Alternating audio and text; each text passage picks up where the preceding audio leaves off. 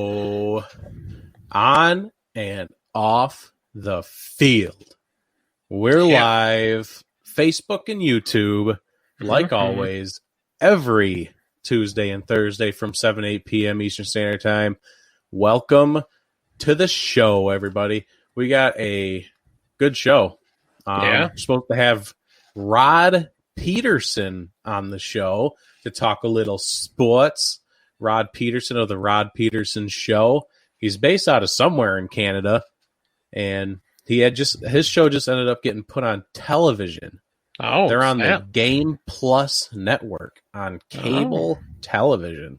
So we're going to talk to him about all of that. We're going to talk some NHL, some CFL. He's going to give us the skinny on the CFL because we don't know anything about the CFL.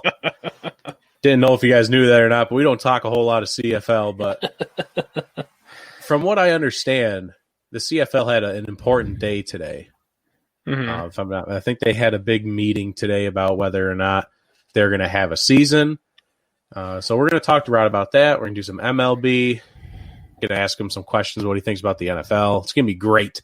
It's going to be awesome. And then we're going to do some NFL news. And then our main segment, we're going to talk about some NFL head coaches that are on the hot seat for this season. I got a little riled up from somebody on social media who said Bruce Arians was on the hot seat for the 2020 season, and I just can't. So, just in honor of that person who got me heated up, we're going to be talking about NFL coaches on the hot seat in honor of whoever that was. Fred, how are you today? Oh, I'm doing pretty good. Not too bad for a Thursday. How about you? Yeah, it's Thursday. Yeah. I'm tired. It's almost the end of the week. We're almost there. Yeah. I woke up this morning. I was like, man, I'm so glad it's Friday. It's only Thursday. Yeah. Oh, well. Yeah, one more day. Yeah. But welcome to the show, everybody. We already said we're live on YouTube and Facebook, but there's so many other things you can do. If you're tuning in right now, share the stream. Just share it. So easy. Just share it. It helps us. It helps you. One click. Yeah. Well, maybe two. I think it's two. You know, you hit the share and then hit the share now. Post. Yeah. So sorry. It's two clicks. So if that strains your fingers, I apologize. But you can share, you can subscribe, follow, and like, and Durf can tell you about all of that. Oh, yeah. Well, make sure to follow On and Off the Field on Facebook, Instagram, and Twitter, as well as subscribing to our YouTube page where you can get uncut episodes, our live shows, and other great content. Make sure to rate and review the show on iTunes so we know how we are doing and what you like or dislike about the show. You can find all these links and more at onandoffthefield.com, like our fundraising efforts and learning more about Dylan, myself, and the show. Head on over to rtfsportsnetwork.com where you can catch On and Off the Field on Mondays, Wednesdays, and Fridays from 11 a.m. to 12 p.m. Eastern Standard Time. And like always, while you're on the rtfsportsnetwork.com website, head on over to the blog section and check out all the great articles our writers are writing. There's some really great stuff out there, so get reading. Yeah, they do a lot of great stuff. And I know it's interesting. There's one coming up from one of the blog writers, Mike Fink. Oh, yeah. Yeah, he sent me a Facebook message and he said, hey, I need to know what your top 5 quarterbacks going into the season are for the NFL. Because I'm assuming he might be writing a blog about, the RTF shows and what they think the top 5 are going. And you might do a blog about that. So I'm definitely keeping an eye out for that article because I told him, let's see, what did I tell him? Because we were talking about this when we were hanging out last night because we went golfing last night. Yep, doing our league thing. Doing our little homemade football league. We go to a nice little short course where it's one of the par 3s is 97 yards. Yep. Takes skill. So it takes real skill where you can hit it onto the green with a pitching wedge from the tee box. Yep. We do that every Wednesday, or at least we try every Wednesday, weather permitting. And And we all had a great outing yesterday. You and me both had a 48. Yep. And then I choked on the last two holes, so our buddy Matt ended up beating us with a 47. Mm-hmm. And then my dad, who tagged along last night, actually beat all of us with a 45. He actually birdied that 97-yarder. So yeah, that was impressive too, yeah. He crushed us. Yeah. My top 5 quarterbacks, I told Mike my top 5 heading in was Patrick Mahomes at number 1, Russell Wilson at number 2, Tom Brady at number 3, Lamar Jackson at 4, and Kyler Murray at 5. Interesting. It is an interesting top 5. Yeah. I don't even know if I agree with myself. He kind of put me on the spot, so I kind of just threw him 5 quarterbacks that came to my head. So actually, we're ready to move into our first segment, and basically instead of other sports, we're joined by our guest for other sports, which is going to be Rod Pedersen of the Rod Pedersen Show. We said this a little bit earlier in the show as a little introduction. Rod Pedersen, he's the host of the Rod Pedersen Show, now available on the Game Plus Network.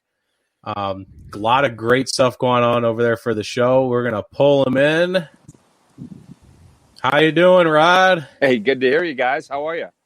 Good. How are you? 100%. There we go. That's good to hear. It looks beautiful there. My goodness. It is. Where are you guys, by the way? We are in Rochester, New York. Beautiful. Great spot. Well, this is, hey, I know it gets cold in Rochester, New York, but yours is the second podcast this afternoon that I'm on, and the first was in Winnipeg. It was a hockey one. And the guy's like, oh, man, it looks beautiful there. And I said, hey, 9 months, we got to be inside. So I'm going to take an August day, and I'm going to enjoy it. Yeah, you gotta soak in that sun. Because it'll change real fast. I keep forgetting it's August. We went down to the local Wegmans grocery store, and they had their fall flowers out, like the fall flowers, the cinnamon pine cones. I was like, no, I can't. I'm surprised they didn't have their Christmas decorations out. Oh, Lordy. If you go to Walmart, they might. I'm not sure. I haven't been there in a while. They might be pulling out like the ornaments. I'm not sure yet. Well, thank you for coming on. And I watched your show a little bit earlier today in the afternoon, and I heard you do a couple interesting points on the CFL. So I kind of wanted to start there just because it's really – I got an itching to learn about the CFL. And from what I understood, they had a meeting today. It was kind of their decision day if they were going to play a season or not. So I don't know if they've had that meeting yet, or if the decision has come down. If you want to fill us in on the CFL. I'm so glad I checked Twitter. I'm so glad, Dylan, I checked Twitter just before I came on, because there's like one lone guy reporting on this, and his name's Dave Naylor. He's from TSN, which is our ESPN. I don't know if you guys get TSN down there or not. And he said they have concluded their governor's meetings, and there's been no decision made on the season. And cue the wah, wah, wah from the fans, but the players are extremely – sorry, people texted me during the show. People the players are extremely upset because training camp was supposed to open May 17th, guys. And it's backed up considerably ahead of the NFL season. And – hey, the league is teetering on dying. So when you said you want to learn about the CFL, I'm like, dude, you might be 100 years too late. Oh, boy. This might be the end of it. Yeah. Well, that's unfortunate. Man, how long has the CFL been a thing? Like 100 years? Is that how long it's been around? The first year of the Saskatchewan Roughriders, the team which I called for 20 seasons, was 1910. And I believe that the Grey Cup, which is our Super Bowl, was handed out like pre-1900. So honestly, guys, I mean, if you want to get into a pro football and sports discussion, we've survived a lot of crises in the Canadian Football League. A lot. Most of them just financial, got it themselves into their own problems. But the fans are sitting back going, look, we've been around for 100 years. We'll be around for another 100 years. This ain't no thing. And I'm like, never faced anything like COVID. Like this is different. Mm-hmm. Yeah, it's shutting down everything. And I actually had to Google when the season starts for the CFL, and it's supposed to start around mid-June and run until November. So once I saw that time frame, kind of looked at my calendar, CFL's that. I was kind of shocked that they even had a meeting about bringing the season back, since you're virtually a quarter way through, almost halfway through your season. Right. And here, I would love to know, I mean, obviously you guys don't know the economics of the CFL. One thing that I've found out in the last 6 months is most Canadians don't know the economics of the CFL. But through this pandemic and the suspension of training camps and the season, the players haven't been paid a dime, nothing. And they are extremely upset about that for a variety of reasons. The average salary is $95,000. That's the average salary. So it's not huge. It's right around the American Hockey League. I think your average Rochester Americans are in and around that range.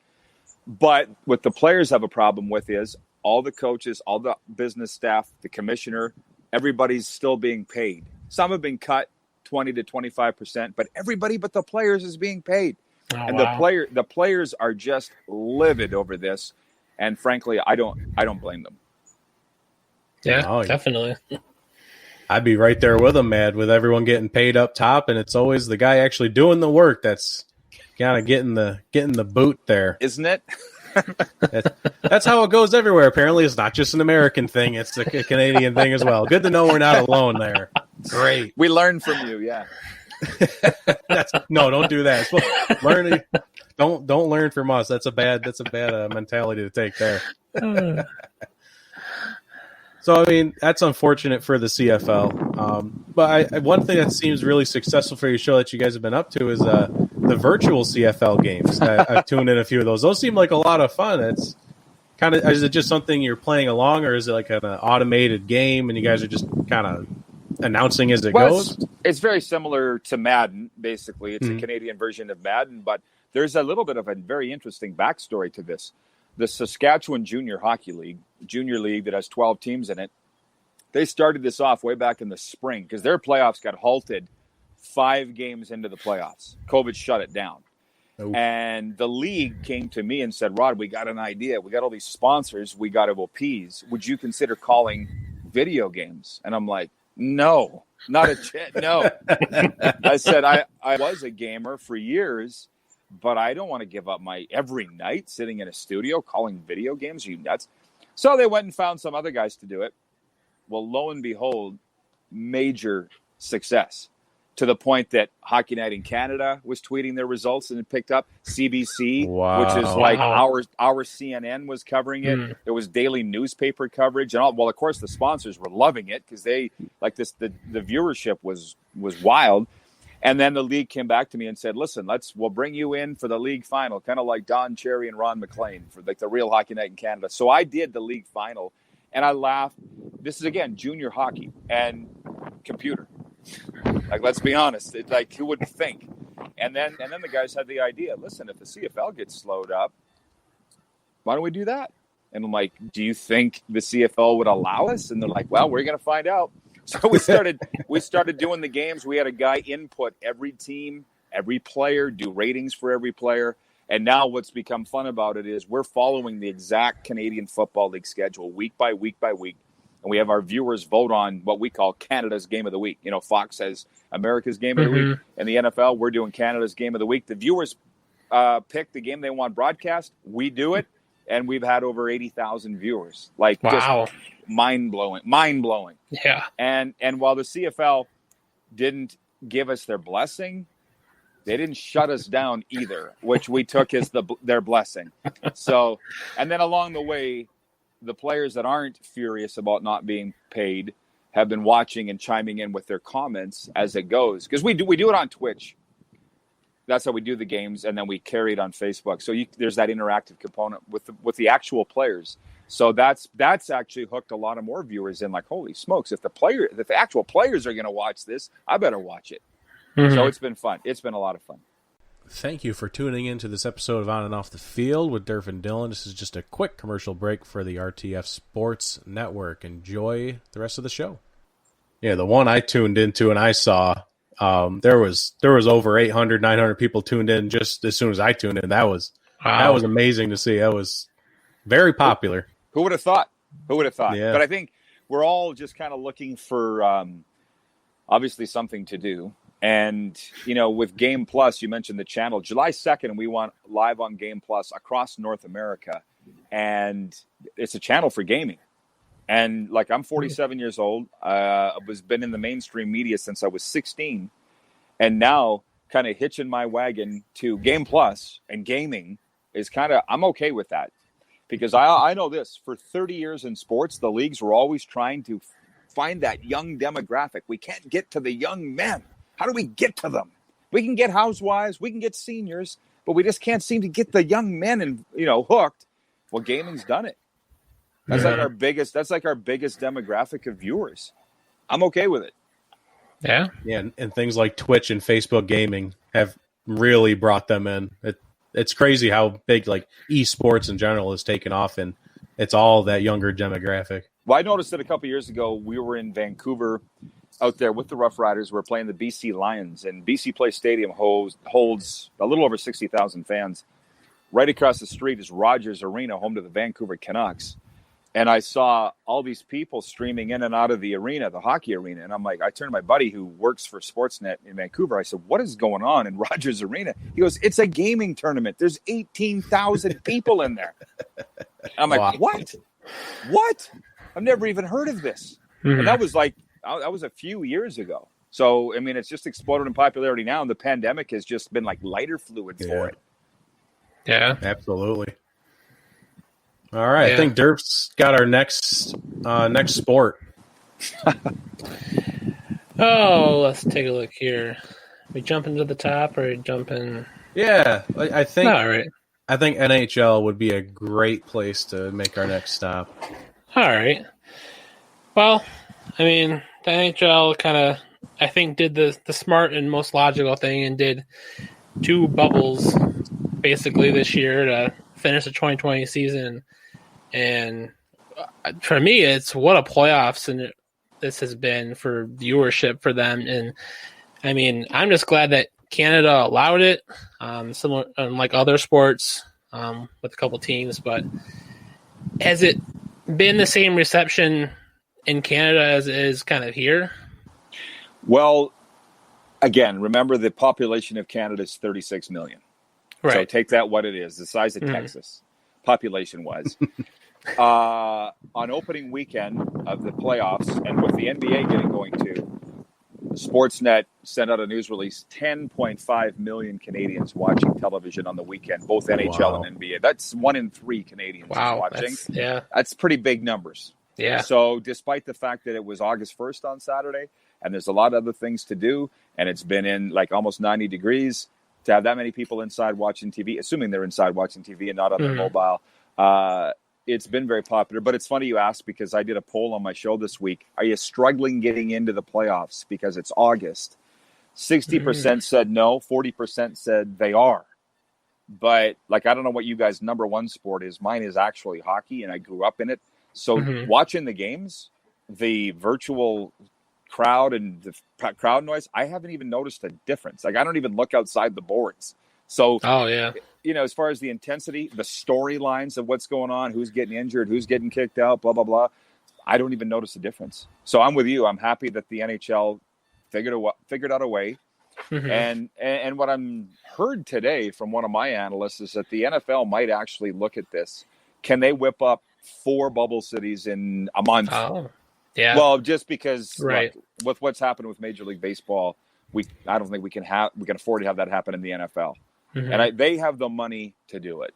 I think we can all agree. The NFL, if they wanted to whip up bubble cities in a month, specifically if the NHL has provided the blueprint, it actually has made me kind of excited that we will have NFL football for sure.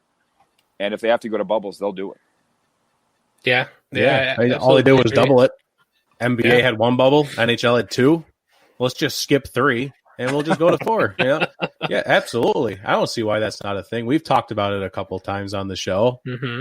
I see no reason why that's not. Obviously, there's more players. You'd have to maybe even build some kind of facility if there's really a need to. But at the end of the day, it's 100% a possibility for a league that has what seems like endless amounts of money.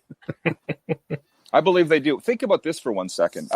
Obviously the pandemic has caused us all to sort of reflect on all kinds of things. And we talk about the resources that these owners have.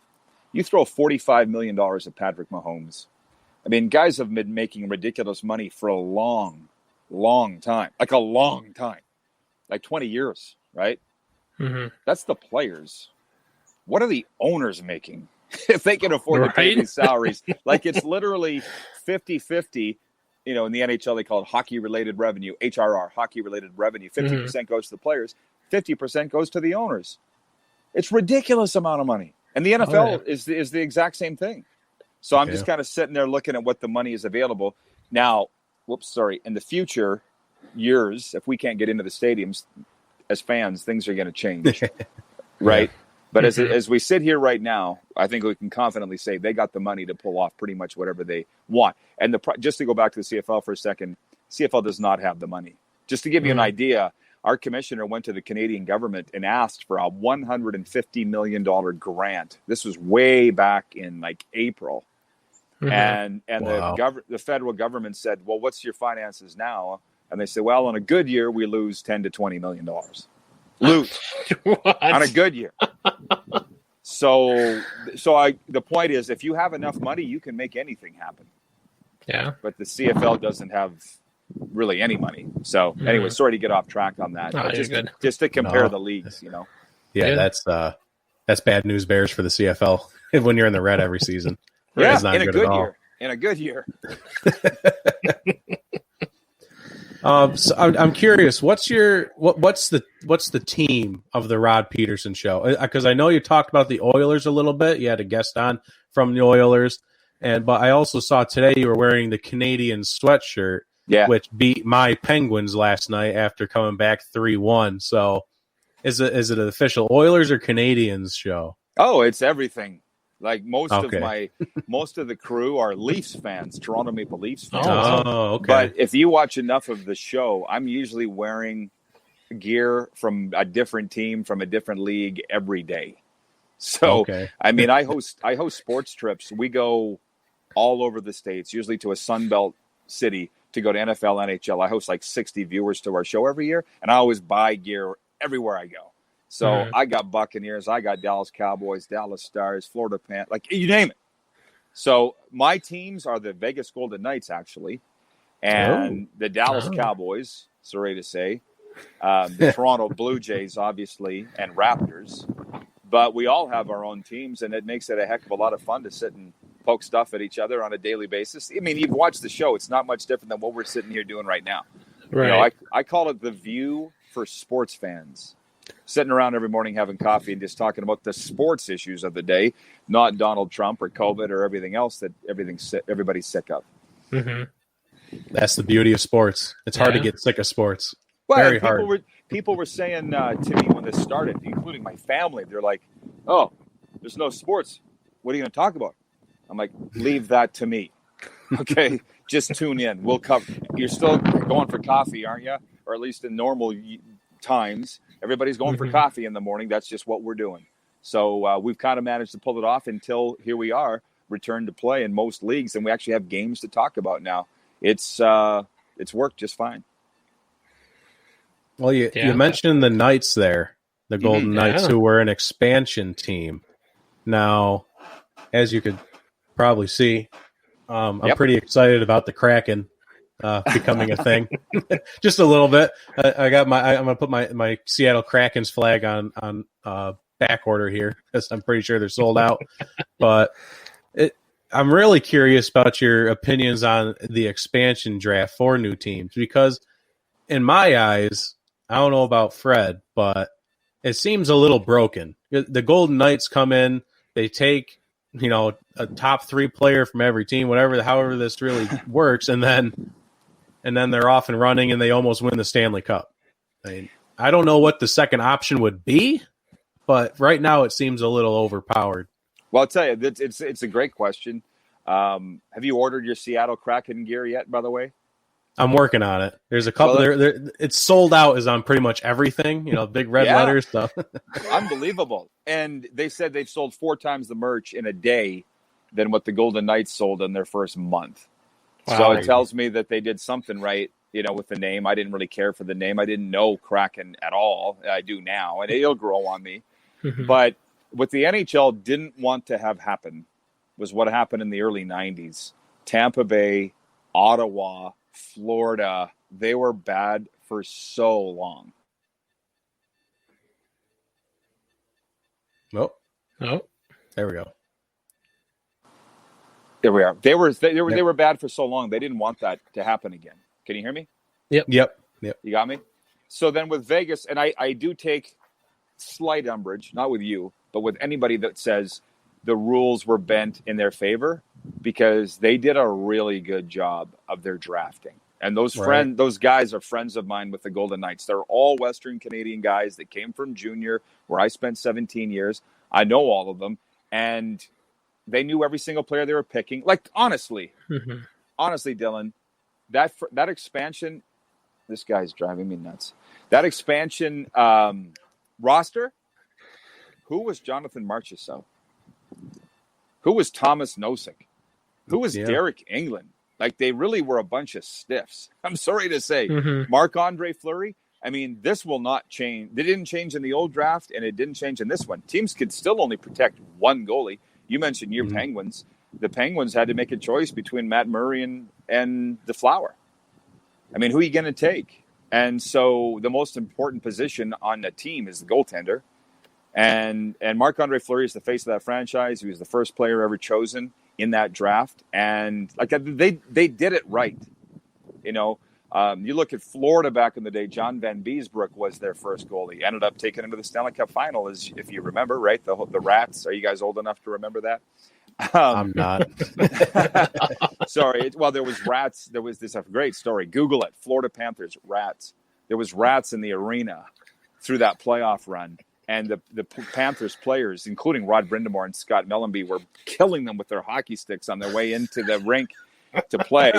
So that story made the news. And all of a sudden, they were selling plastic rats. I've actually got 2 of them on my desk for my show. Somebody sent them to me, plastic rats. And every time the Panthers scored, they were littering the ice with these plastic rats. Sorry to get off that. That's amazing. Yeah, that's it. Just Google Florida Panthers rats, and you'll read stuff for days. So it's a combination of things. The guys with Vegas knew what they were doing, and the NHL did not want to have a team that was bad for 5-6 years. Nashville was awful. Like, they didn't make the playoffs for their first 8 years. Like Vegas probably, it was too much the other way. Like, I got it. Like, to go to the Cup final their first year was a little hokey. And I told my friends on that team, I said, guys, you can't win it because it'll make the NHL look like a joke. And they did not like that. Obviously, we made it this far. We might as well win it. That was their attitude. But Ovi had different ideas. Yeah. Good for him, though. I was happy that he won it personally, but yeah. And that is a great point, though. You don't want your new team to just kind of disappear into the background by not making the playoffs for their first 8 years of their existence. That's not good.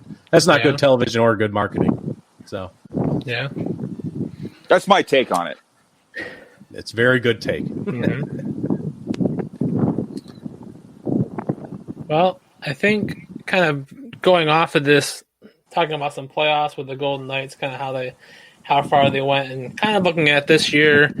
I mean, it's kind of an exception, but they brought in 24 teams for the playoffs. Does the NHL continue on that once you go back to a more regular season? I mean, I was looking back at some stats here, and back in the early 90s when San Jose was an expansion team, there was only 21 teams, and it was still 16 teams made the playoffs. It's still 16 teams now.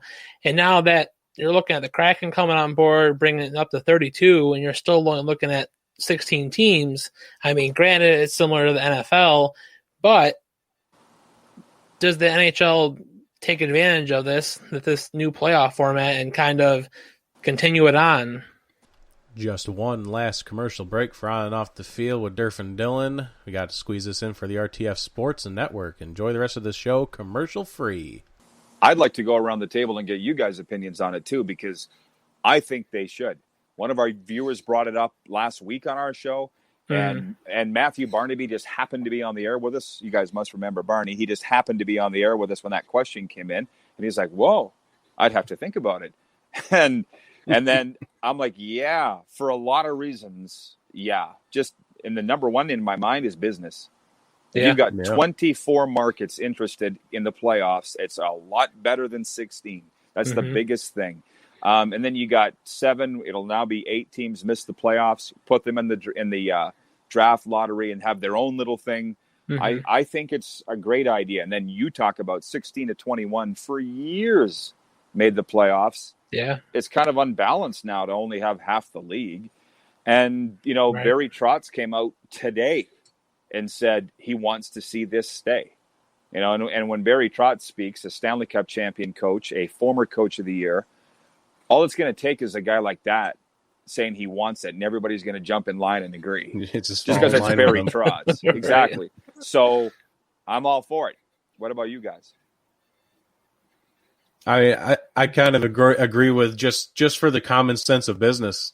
Why not add more teams? You still want to leave some competitive. You don't ever want to water down a regular season, which is what the NFL had a lot of problem with going back and forth if they wanted to expand a little bit.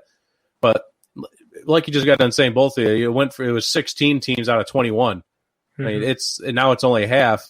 Yeah, you're here already. You're set up. You're set up for what, 21 teams. You're already here. Let's just might as well just keep with it. You keep more markets interested. It's just a business decision, and I see no reason why this shouldn't continue. Yeah, I mean, I completely agree with them potentially keeping it at 24. I mean, not only just for business purposes, like business gain for a lot of these teams and all these markets, but also just like for fans though. Like right now you're looking at 15, potentially 16 fans or 16 teams of fans that are like, well, we didn't make it. Now we got to sit and watch the rest of the league play for how many ever weeks. Now you're potentially getting 3/4 of the league into the playoffs. That's not only more hope for fans. Like, I mean, being a Bills fan, you could probably know my pain for the last 20 years. I mean, it's getting better, but I think in the NHL, though, I think that makes it hugely more popular, which, I mean, for a league to do that and not only get more business, but also grow on social media. Like, the NFL has so much interaction with social media, and I mean, I can't say I've seen a ton with NHL, not that I follow a ton of NHL on social media, but I think just from a fan's perspective, I think it makes perfect sense. As you talk, my mind's going, and I couldn't agree more, but it will come down to the owners. Always does. And they don't really care what the fans think in any league. It's just, it's the most ridiculous thinking because they're the ones paying the freight, yet they don't have a say. It's never been the case. But in this case, the only reason the NHL is playing is because of the owners. Believe me, I had enough NHL players on my show during the pandemic break for them saying, we're not getting paid at all. This is money time for the owners. Yeah. This is when the TV revenue comes in. If they were able to sell tickets, every barn, as we say in Canada, you might too, sold out because it's playoffs. So when we emerge from the pandemic and we're allowed to have fans back in the buildings, all of a sudden you've got 24 markets out of the 32 where the ratings are you're not going to have teams out of it by the 1st of March or even the middle of February, right? So all of a sudden you got races going almost right to the end of the regular season, which will mean the games will mean more. You're going to sell more tickets and you're going to have more eyes on the tube. So it doesn't matter what I think or you think or the players think or Barry Trotz thinks. If the owners have an opportunity to make more money, you just solved it right there. Yeah. Money talks, baby. That's all the owners will ever care about. And BS walks.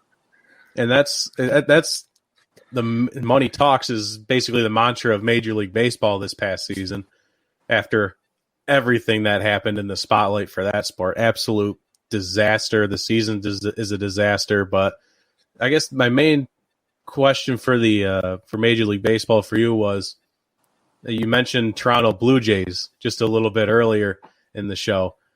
They get kicked out of Toronto, and we all know that made sense for the most part. You don't want every MLB team traveling in and out of Canada, Toronto, leaving, coming back.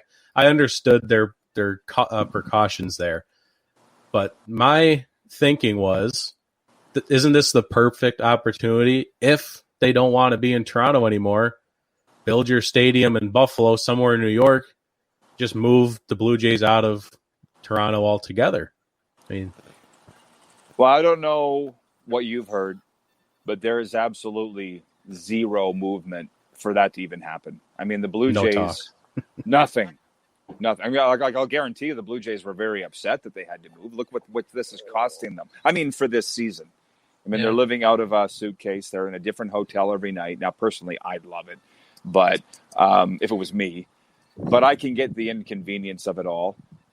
Baseball has been the handbook of how not to handle things in the pandemic. Let's 100%. with you. It has been disgusting to watch. Yeah, so somebody had to be that. And it just happens to be Major League Baseball. And I don't really see how they can get through a season. But we're all learning from Major League Baseball. For instance, Marlins have 14 players go down initially, and now it's, up to 22?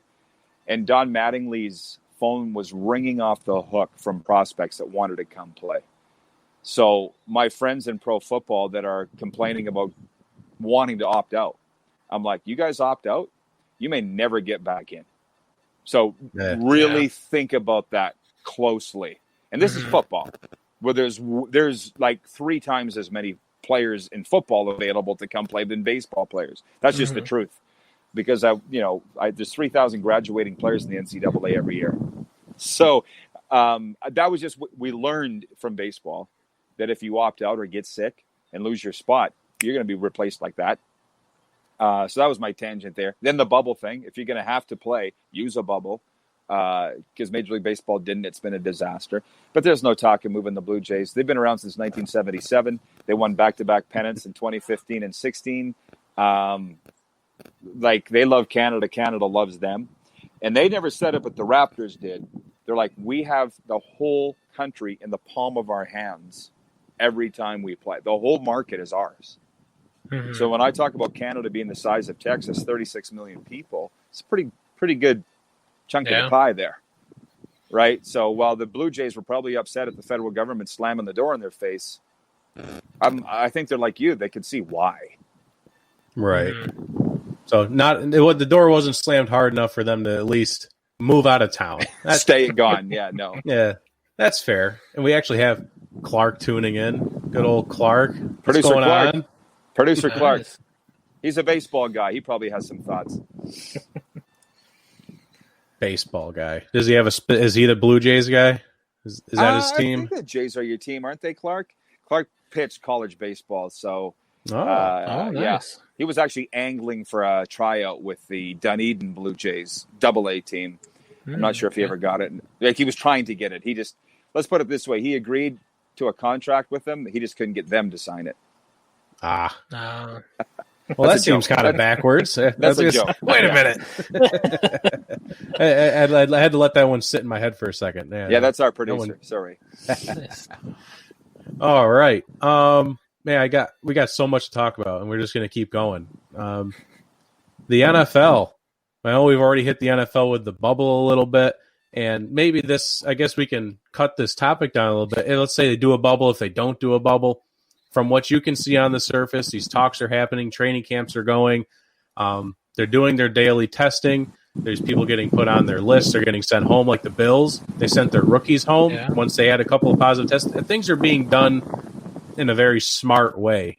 So the question is, do you think there will be an on-time Super Bowl champion for the NFL this season? Oh, yeah, absolutely. I mean, you know that if they have to, they've cut their schedule from, 17 games this year, maybe down to 12 to maybe even 8 game if they have to. I admire this, and just amongst us 3 guys, I've from day one admired the confidence of Roger Goodell that we're playing business as usual. I admire that. Because you don't think he hasn't taken a lot of flack from people? Not just the health and safety officials, but just the negative Nancys that just want everybody to stay home, locked up for 2 years. I'm not in favor of that. Right. So, sorry, what do we got? The Blues just scored 2-0. My Knights are down. Anyways, man. I admire the power of the NFL. I admire the money that it attracts. We had a DraftKings guy on our show the other day, and he said the absolute cornerstone of sports betting is the National Football League. Period. Yeah. There's just too much money at stake not to play. So, on time, yeah. I mean, right now, I think the season's going to kick off on time. I think it'll end on time. But even if they have to shorten the season to 8 games, they could still back it up and play in Tampa Bay in February and anoint Tom Brady and the Buccaneers with the Super Bowl. Oh, man. Sound the alarm. Hot take alert. Ariel. Yeah. Is that a real prediction? Is that what we're rolling with? No, okay. I just love Tom. Do you have a real prediction? No, not really. I mean, I'm just following the Cowboys, and they're my team, and I'm not a Dak guy, but I wasn't the Tony Romo guy either. I'm like, just win, guys. Quit fiddling around. Yeah, that's all we ask. Like, I knew that Dak wasn't going to get his money.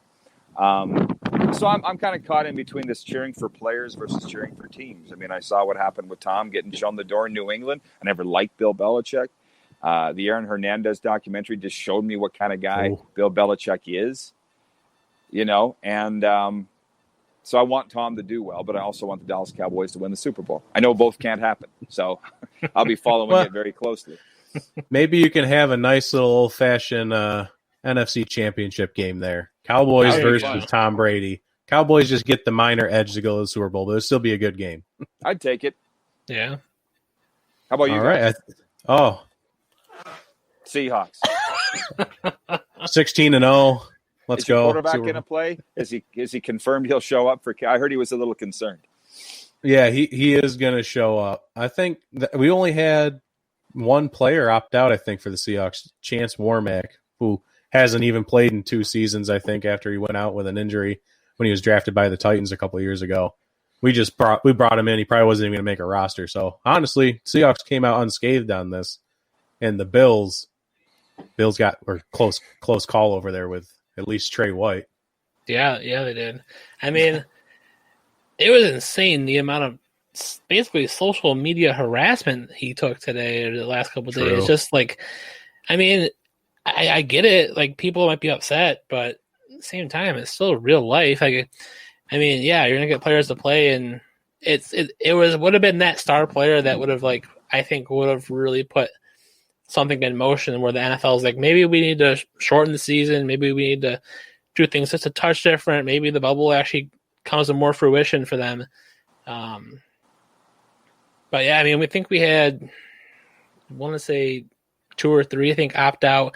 We had 5 test positive, but I think most of them are back on the team now. They've had their negative tests for a couple of days based on the protocol from the NFL. But to kind of pick a Super Bowl champ, I mean, as much as I would love the Bills to win the Super Bowl, and I think they have a chance this year, I still think it's the Chiefs league or the Chiefs Super Bowl to lose. I still think they have a mostly intact team. Patrick Mahomes just got paid. I mean, yes, they lose Damian Williams, but they're not a run heavy team. They're much more of a pass heavy team. So I don't think it is a huge loss. But so I still think the Chiefs take the Super Bowl.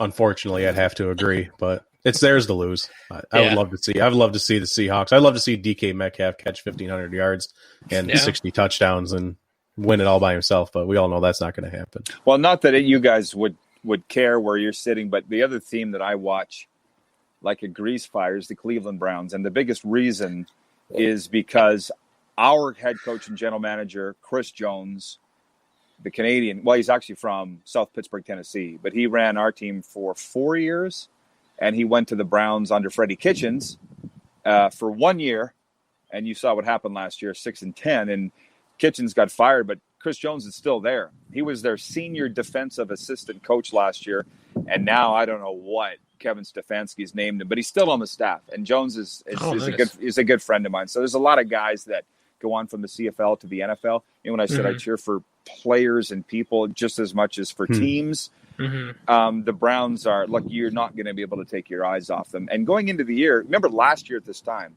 the Browns were the hot ticket, right? OBJ, Baker Mayfield, all those big names, Myles Garrett, obviously, he's still there. Well, they're all still there, but nobody's talking about him. They just added more talent, but yeah, exactly. So how does this play out? I'm watching that really closely. Yeah, last year some people picked them as Super Bowl favorites. Yeah, and then they go 6-10. I mean, it's just the Cleveland Browns are the definition of you have to sit and wait and see until they succeed. You have to wait. You can't pick them to even make the playoffs until they show that they have the maturity and the head coaching to actually pull it off. And we're nowhere near an answer on that. No, unfortunately not. As they start over with another head coach. It goes to ownership, obviously, but just they're fun to watch. I'll watch OBJ play in the street. I don't care. He's just that much fun to watch. He's quite the talent. And we got one last sport to kind of question you about. Did you follow the XFL last season through their five weeks of minor success? Big time. Speaking of friends, I had a lot of friends, ex-CFL guys, go down there, and you would know some of the names, particularly Mark Trestman, right? Former coach of the Bears, offensive coordinator with the Ravens. He was running the Tampa Bay Vipers. They were my de facto team. I'm trying to remember. I was in Orlando just before the season started. What the heck was the Orlando team? The Apollos. The Orlando Apollos. So it was interesting to see how Orlando was really getting behind the Apollos. Like there was flags and banners all over downtown Orlando. And I'm just a fan of pro football. I'm a fan of guys getting jobs and having an opportunity. And I don't know how you guys feel about that league, but I saw crowds getting bigger. Like in St. Louis, every week the crowds were getting bigger. And, playing in New York in February was not a good idea. I think it hit minus 22 one game in New York. I had a buddy that was playing for the New York Guardians. Derek Dennis is his name. And so I was watching every week. I was following the stats. I was very upset when they pulled the pin after 5 weeks. And now with The Rock buying them, of course they're going to be playing next year. So assuming we let fans into the stadium and we don't have all the distractions, can you just imagine The Rock just like strolling into the stadiums now, like Vince McMahon into a stadium with WWE, like just the 3-piece suit, the shades? Man, I wished he would have bought the CFL. He used to play in the CFL, The Rock. I mean, I'm just like, guys, he played for the Calgary Stampeders. I'm like, you're asleep at the switch here, man. Why could we have not brought The Rock in to own our league? But whatever. So, yes, long-winded answer. I am an XFL fan. Well, you answered my main question, I guess. So it was going to be, do you think there's going to be 2021 spring XFL? And I guess you're a believer that as long as there's fans, there will be. Would be pretty hard to predict that there will be now when, I don't know where you are in college football. Like some conferences are saying they're playing, but then other conferences are saying they're pushing it back to next spring. And of course, with the TV contracts, they could play and not have fans in the stadium. The XFL can't. So I guess if it wasn't for COVID, I would absolutely guarantee you that they're going to play.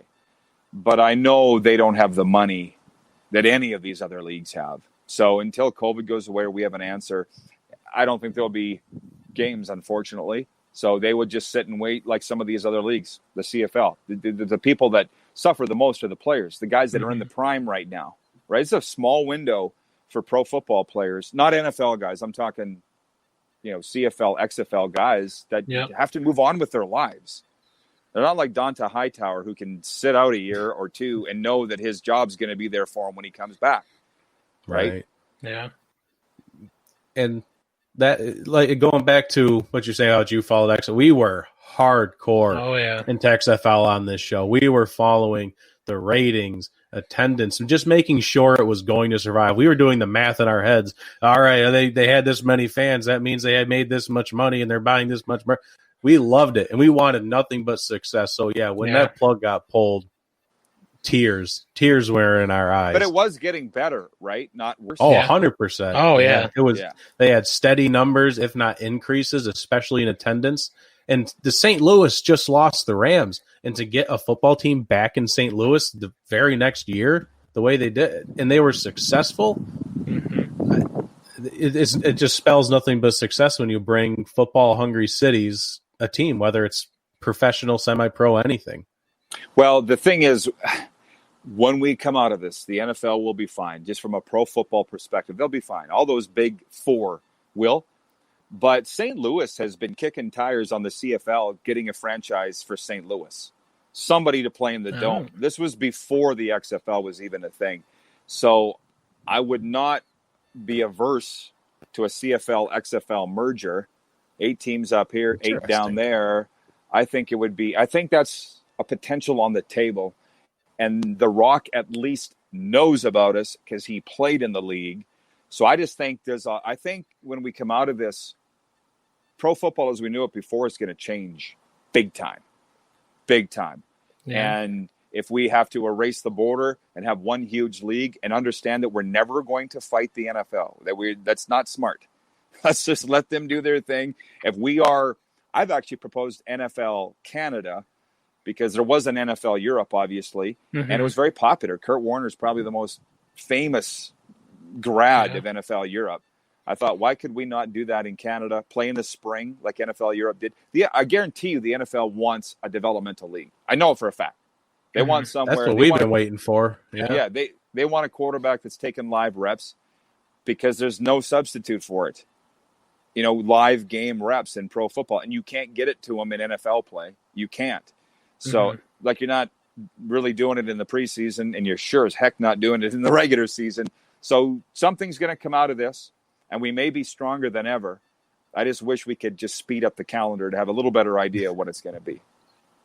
Yeah. Yeah. And I'm going to take that one to the bank. I'm going to write up a letter to send to The Rock that the XFL and the CFL merge. I'm 100% on board with that idea. Yeah. That is great. I think he would too. I think he would. All right. Well, that's all we have, and we 100%. We are so glad that you joined us. Oh yeah, definitely. Basically, the entire show. This was great. Yeah. We had a lot of fun. Thanks, guys. Me too. Appreciate it. Anytime. Good meeting you. Maybe we can return the favor with you guys and stay safe down there. Yeah. Well, thank you. And if you feel free to plug whatever you want right now, whatever you want to say, go for it. Just look for Game Plus and your cable carrier. We're pockets all over the states. I was looking it up today. We're in Toledo, Detroit, Chicago, South Carolina. Just see if it's in your area. Game Plus, and you can watch us every day on Facebook Live, 12 Eastern, daily, talking about sports just like this. So thanks, guys. The Rod Pedersen Show. Yeah. Yeah. The Rod Pedersen Show. Thank you very much. Get a screenshot, so don't be alarmed. Okay. There we go. Got it. All right. Thanks, guys. Thank you. All righty. Beautiful. That was great. I did not expect us to go basically the entire show with that, but when you're having a good conversation, when you're having a good conversation about sports, you don't stop. Yeah. No, you keep going. That's the whole point of the podcast, is to talk about sports. Yeah. So we're going to skip virtually everything that we were going to do, like NFL news, anything like that. We're just going to quickly do our main segment because it's in the description of the show, so we kind of have to at least talk about it so we don't lie to people. You can go ahead and give your top 5 hot seat NFL head coaches. Who's on the hot seat for 2020? Oh, sorry. The reason we did this, sorry, I know I talked to you about this. I don't know if I got mad because on Instagram, there was a question that said, who's on the hot seat for 2020? Somebody had the gall to say Bruce Arians is on the hot seat for the 2020 season. There's no, he said his rationale was, if the Buccaneers have a bad season, they're not going to get rid of Tom Brady. They got to get rid of Bruce Arians. There's a third option there where they get rid of nobody. Yeah. Because you didn't think about that. So, all right, go ahead with your top 5. All right, we're going to start at number 5. I'm going to go with Matt Patricia from the Lions. New ownership, new head coach after this year. Number 4, Adam Gase, because the Jets are a dumpster fire. Moving on. Number 3, Doug Marrone. Jacksonville has been struggling since they made the AFC Championship a few years ago, and it's probably about time for him to go. Number 2, which some people might say is number 1, but number 2, I have Bill O'Brien for the Texans because he's the second head coach that's also a general manager behind Bill Belichick. Granted, Bill O'Brien's a Bill Belichick tree descendant, but he doesn't have it. He's been lucky enough to have the talent on the team to carry them through. I still think Bill O'Brien is probably walking out the door very soon. And then, last but not least, number 1, I have Matt Nagy for the Bears. Offensive genius who came from Kansas City, was supposed to help this offense perform miles above what they actually did in the last couple of years. And I think his rope just got super tight, and he's probably going to get the boot out the door. I love Matt Nagy because as soon as someone says the name Matt Nagy, all I can think about is Double Doink. That's all he ever Double Doink from that Eagles playoff game. Matt Nagy. When I read these Matt Nagy forces his team to watch the tape of the Double Doink. Like, he made his team watch that so they know what failure's like.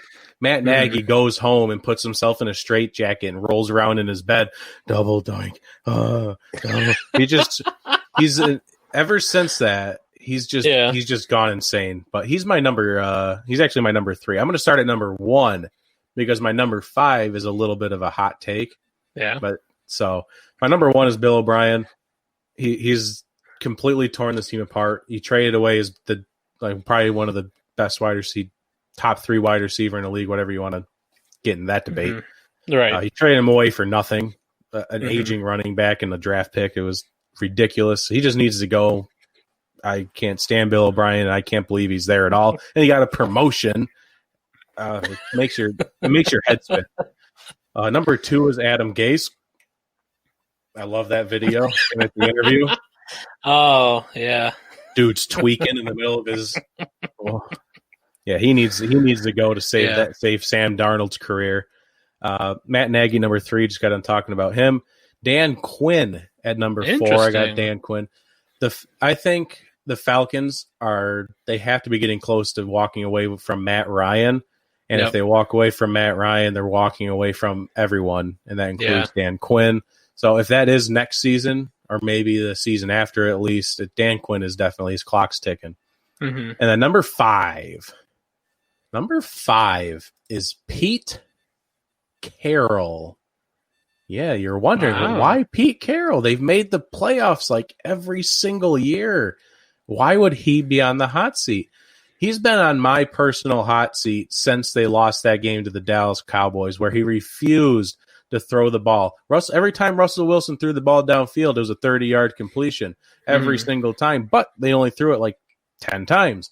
Every other play was Chris Carson running into a top 5 defensive front for whatever godforsaken reason. And then they ended up losing that game. It was an easy win, and they lost because of Pete Carroll's run-first mentality, although you have a future Hall of Fame quarterback in Russell Wilson. So if this season he still does not throw the ball, let's say they get Josh Gordon back, so they have Tyler Lockett, Josh Gordon, DK Metcalf. You have Will Dissly as a tight end, who is obviously a monster, just injury-prone. And they still don't want to throw the ball. They still trust in Chris Carson, Rashad Penny. They drafted DJ Dallas. I think it might be time for a change of the guard there. He might be getting a little senile. He's getting a little old over there. So those are our top 5 hot seat head coaches. We'd love to know what your top 5 are. And we still don't have a tagline. That's going to be our weekend project. We might leave it up to the fans. We'll put another poll out there on Facebook. So make sure you're following on social media. Yeah. Make sure you vote for us for the Maps Media Next Best Podcast competition. That link is on our social media. And we're going to look to you to come up with our next tagline for to end the show, because we're putting Jockstrap King to rest since this is season 3 now. That was season 2's tagline. Season 1's tagline was don't forget that the Buffalo Bill that retired at halftime. I don't even remember his name. Oh, who was that? Vontae Davis. Yeah, don't forget Vontae Davis retired at halftime. That's how we ended season 1. So now we need a new one for season 3. Yeah. And it's going to be fan vote. So look for that. Love it. And we will sign off. Go Hawks. Go Bills.